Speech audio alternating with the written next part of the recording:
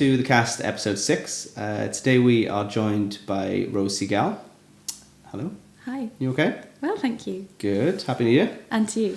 Thanks for joining us. So today we are going to speak to Rose about her musical journey and what she's been up to so far and what's coming up in the future. So shall we start at the beginning? Where better. Yeah. How did you get into music?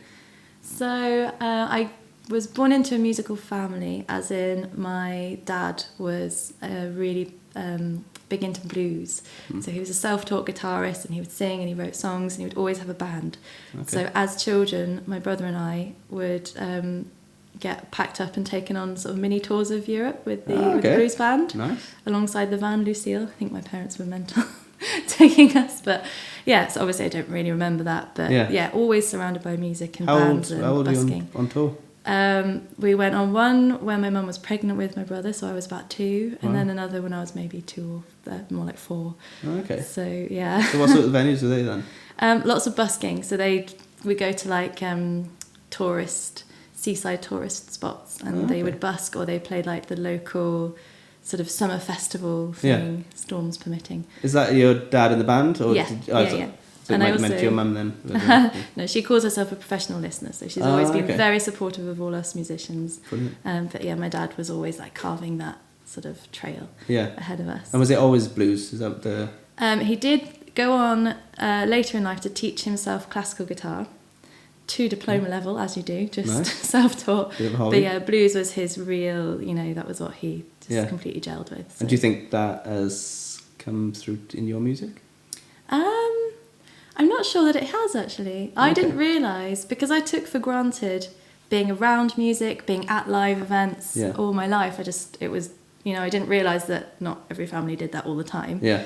I didn't really realise, I didn't know if I liked blues or not either. I just heard it all the time. Yeah. So it was only as I came more into my teens and started to listen, like, discovering things for myself, being able to go to W.H. Smith's and buy a single, show my age there, that I started to realise that there's all different kinds of music. So what sort of genre would you describe yourself as then? At the moment, calling it ethereal indie folk. Nice. So it's not folk, that it's not trad folk. I can't claim any of the virtuosity of trad folk. Yeah. But I think people listen to it and they hear folk, so I accept that. Okay. But there's definitely, with having often playing with a full drum kit, having some electric guitar in there as well, I think that brings indie into it. Okay. So in terms of the process of obviously you're doing all original music. In terms of the process and how that came around, going into the folk, would you say that's like an accidental thing? Or is that what you like? Do you like the? It's accidental. It's just purely what has come from the heart. So nice. just what has come through and how it sounds and how my voice happens to sound, which I can't help that. But I think people call it an ethereal voice or an sort of, it goes down that edge. Yeah. I did when I first started singing. It was because I had a fascination for Amy Winehouse. So I was singing all her albums. Oh, okay. So much more down the soul, almost a bit bluesy, bit jazzy, and loved it. Yeah. But as I came to writing my own things, it's come from a different kind of place. So what sort of age are we talking? When did you start singing and performing? I was learning music all through my childhood, flute and violin, classically, sort of very up and down with how committed I was. And by the end of sort of school age, I was very committed, and I did some exams and things. So, but I didn't start singing till probably my end of my teens. Yeah. Purely by accident. Lots of people had asked me at my dad's gigs, "Oh, are you going to follow in his footsteps? Are you going to sing? Do you have a band?" No, I don't know about that. So you were going to sit more on the professional listener side, were you? Or the classical. Yeah. My grandma was very much get into an orchestra and do all that. So I hadn't come to songwriting. I hadn't discovered that side of the passion. Yeah. And then started singing just because I had songs stuck in my head, and a few people around me started to say, "Oh, I quite like that. Sing that again." And then it was my dad who said, "What you need, Rose, is a guitar of your own. Yeah. Then you can accompany yourself." So for my 21st birthday, he and my brother went and chose me my guitar. Oh, okay. Do you still have it? I still have it. Nice. Yeah. Do you still gig with it and stuff? Needs a little bit of TLC. We tried to play it. I tried to play it at the last gig, and it has a new strap on it. A very pretty new strap. Cool. That makes it sound better. Absolutely. So, in terms of the writing itself, then, when did you actually start the writing? Once I had that guitar and I had learned some basic chords, I started to just wonder about songs, and I don't think I really set out to write a few songs, but they flowed. I think it helps that I'm also a poet, so I think it was just a sort of curiosity of, could this be a lyric, and then how would a chord, and then another chord, and it just sort of followed from there.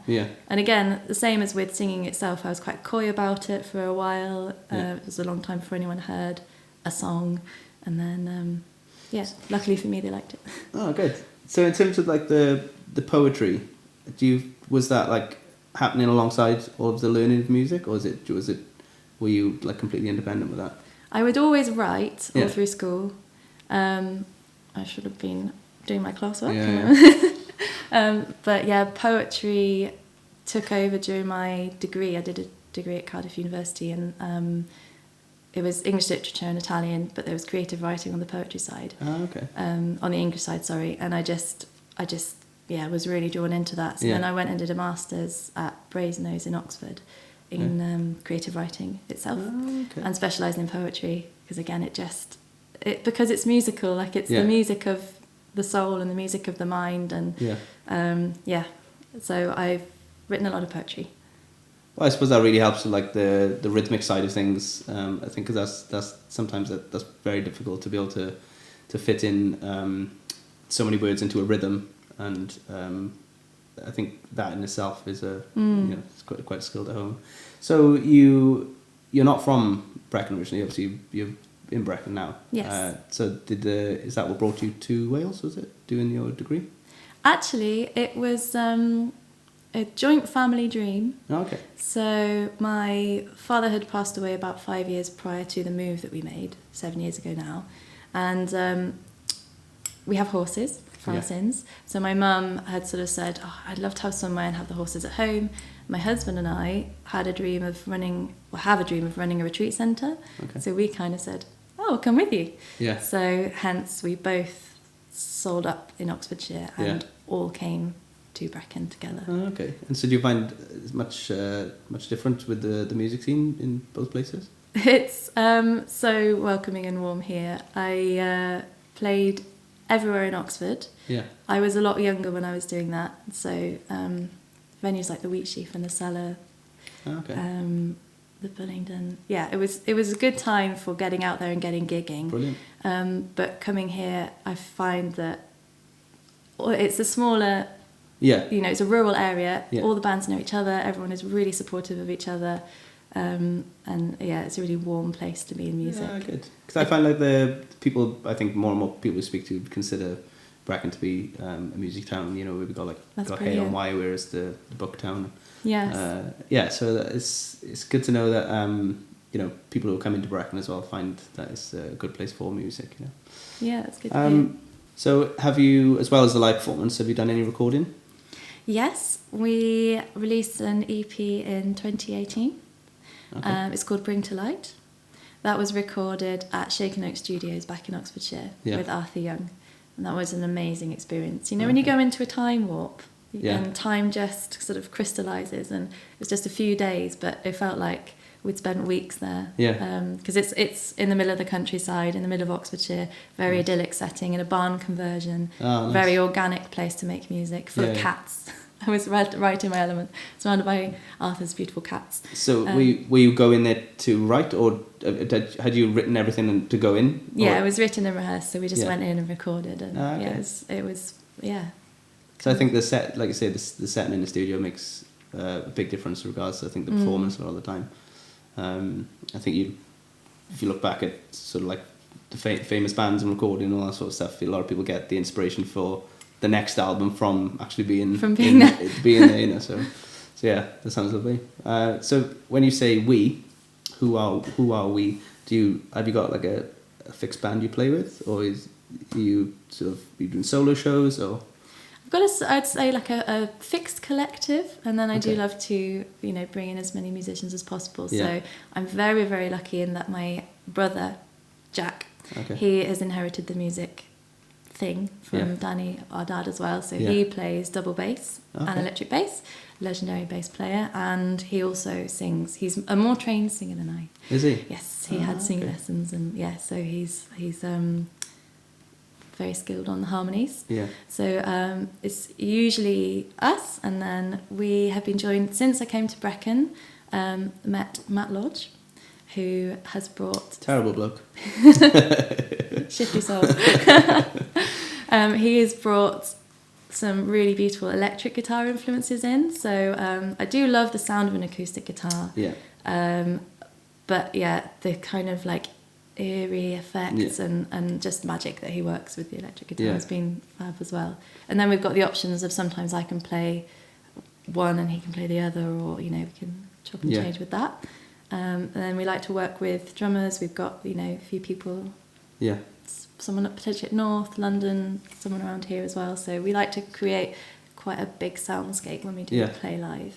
Oh, well, I'm saying this for the benefit of people watching, but I mean, obviously, I've seen you live. I've listened to you, so I know it's easy for me to understand what you're talking about there. But so obviously we'll hear in a bit that what it's all about. But it's nice to have. Do you find it like it flows better if you've got a group of musicians who don't necessarily have a structure, or maybe like don't necessarily always play with each other? Maybe somebody else comes in and daps and things. Do you find that like a difficult dynamic, or do you find that it sort of flows really well with what sort of thing you're doing? I really enjoy it. I'm very glad to have the core of at least three of us with myself, Jack and Matt, because we're rehearsed and we're tight, and I'm, as much as I would play a show solo, and I'm sure there's a charm in doing that itself, I just love I love making music with people. I think music is a community thing. It's about you all together creating what you're co-creating and sort of bringing the audience into that. So I prefer to play with other people. And then when you're bringing other people into jam, it can shift the dynamic. It can bring different ideas into your mind of, well, actually, let's play this in this set because it's going to sit really nicely with what we're doing. And it just keeps it a bit fresh.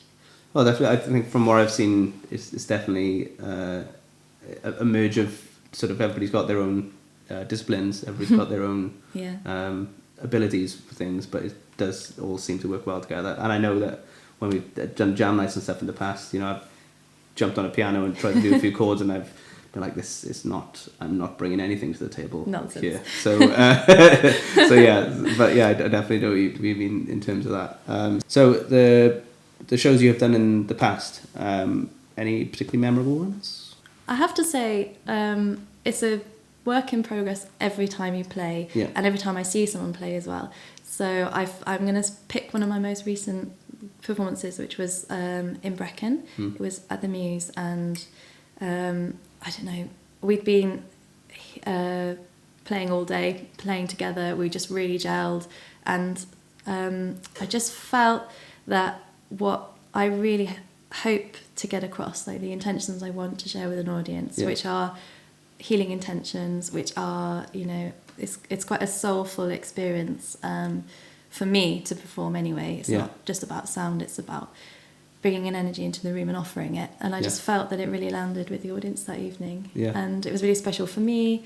So I'm hoping to sort of, like I said, each time we play, I improve and bring something new, or something comes through a little stronger, especially since recently deciding to go back to my own name, back to my original music, and just letting that flow through. I'm older now. I'm less jittery than when I was playing around in Oxford. So it's able to come through better each time. So was it more sort of, when you say your own music, were you doing more sort of cover stuff then, or? So when I came to Brecon, we'd had COVID, I'd had 2 babies, and just thought, music is, you know, a love of mine, but it's over there now, sadly.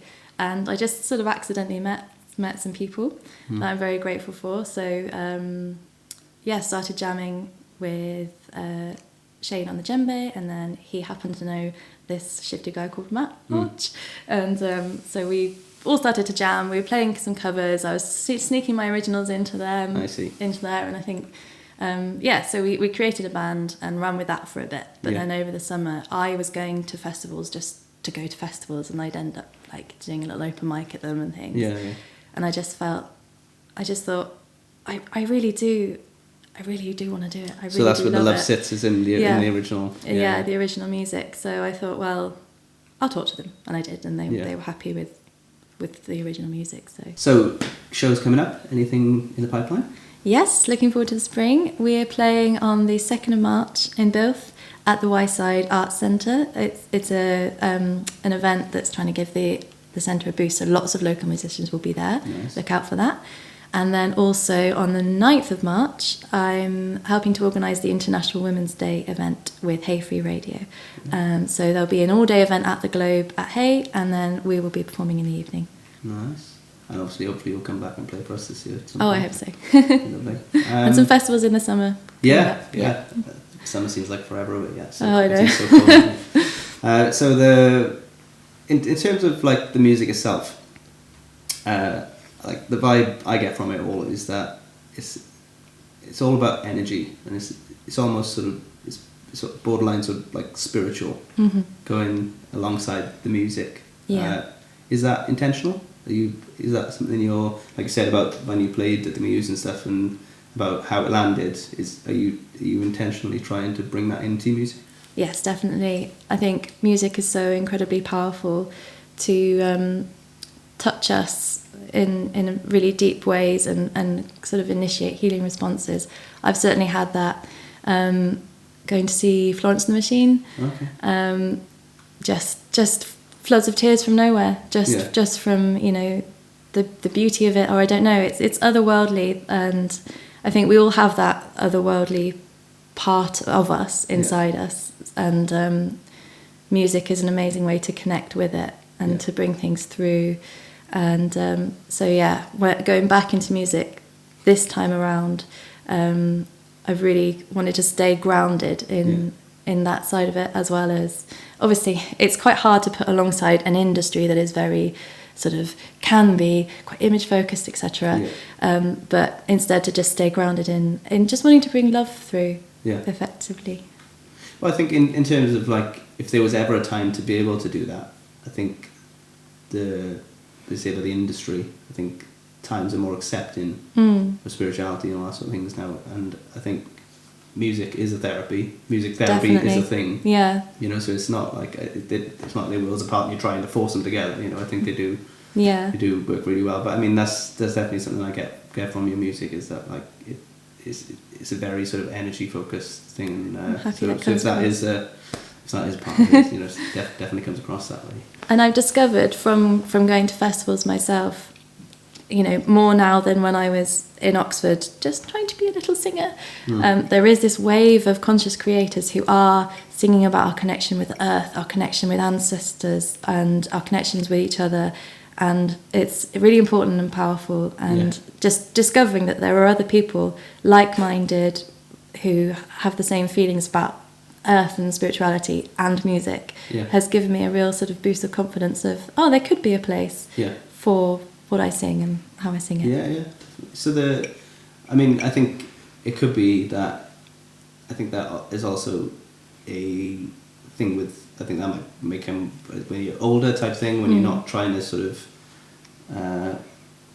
you're not trying to impress so much. You're more confident in yourself, and you get more sort of choosy about, you know, what you do. And like say about going to the originals from the covers and stuff, I think when sometimes you hit that spot where it's like, you know, it isn't so much about forcing it onto other people. It's this is me, this is what I believe, and I create it. And then I think naturally and organically you get people who that resonates with. Exactly. I think that's sometimes that's a hard lesson to learn for people who are sort of maybe younger, desperate to make like an impression, you know, desperate to be liked, and so I think that's a key thing. I think with original music is sort of just to have that comfort, and I think if you're feeling that, that's a bonus, because there's a lot of people who don't. Sometimes you try to like make it work, and so that's really good. So in terms of taking that forward, then what are your hopes for the future with regards to your own music? Is there anything you're working towards? Hoping to play a lot of festivals this summer, like I said, amongst like-minded people, and just get out and about and really enjoy playing. And also looking to do a little bit of recording now, because Bring to Light, the EP, is technically speaking old, so it would just be nice to put something out there now. I'm also writing at the minute, but I think I'm writing songs to sort of just clear, you know, we've come through a lot as a family, and a lot of the things I've written focus on times before times got hard. So it, you know, we've just said that music is a healing thing, and it's so I'm having to go through a bit of that now, writing some slightly more uncomfortable songs. But and do you find, like, obviously the feelings are just there anyway, but do you find that difficult to put into words with regards to the music itself then? Lyrically, not so much. It's always melody that where I kind of get a little bit, risk getting a bit hung up, because I have so much feeling, and I just really, you know, praying for a melody to come through that will transmit that. So that's more the side of it that I tend to agonise over. Well, it's sort of like, how long's a piece of string, isn't it? Usually, when is it ready, and I suppose if you're writing, if the subject matter is something that's really like true to you and important to you, then I guess there is no time frame on that. And that's true. It happens when it happens, and you hope to get to that state where it just flows out with you, I guess. Exactly. It just falls onto a page, and it turns out, I'm really happy with that. You know. So I think it's difficult when you're writing songs that are so personal as well, I think. Definitely. You know, if you want other people to sort of be more sort of mainstream you with it, and you're writing songs about feelings and things that are personal to you, I guess, it's more difficult to wear your heart on your sleeve with that sometimes, isn't it? It can be. But I do believe that if you want people to connect with what you're singing about, then it has to be real. So of course. As much as it's hard, bringing a lot of the songs we perform at the moment, they're all about love and light and all this wonderful stuff. And I don't know if what I'm writing now will get performed. It probably will.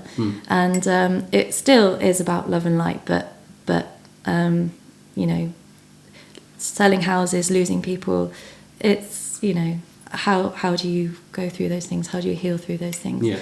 And I hope that people will gain something from hearing that. I think it's definitely going to be helpful to some people listening who've been through a similar thing, and exactly like what we just spoke about it resonating with people. So in terms of the recording and the aspirations of that sort of thing, obviously that seems to be quite a as it happens project. So in the meantime, it's just gigging and getting you're still performing the first EP.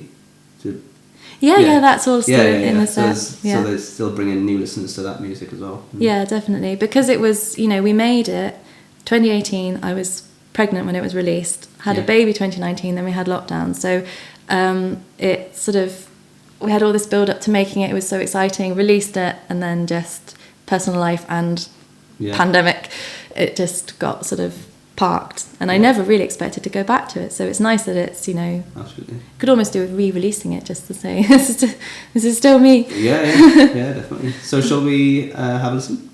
Absolutely, go ahead. Well, this is Rose Segal.